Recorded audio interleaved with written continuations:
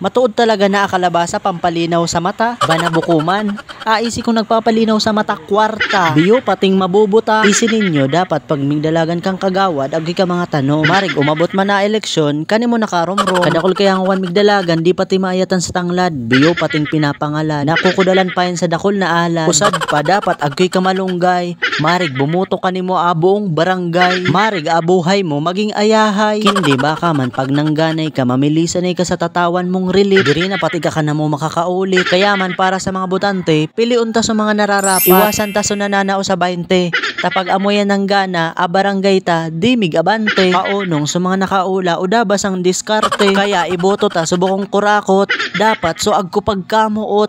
Kaya king ikamigdalagan, dapat sa barangay akan nimong serbisyo. Bukong ika mismo perwisyo. Iwasan taman ang mga kandidatong puro pangako. Kapalakan pag nabayad mula nakadakulo ka nguso. Tapos agko pa kasabihan na iboto nyo ko, tadawa turog, pwedeng gisungon, alagad lawod-lawod na sa titilab. Mudto na nga ni magbubuwat, di pa tataong magtiplok kito binatangan. Ginaarog man sa nakan, pumundo na ka sa dadalagan. Pabigat na nga ni ka sa pamilya, migruga-ruga pa'y ka sa barangay. Ay bayad na raw kan, kukulog sa nading payo ko kanimo.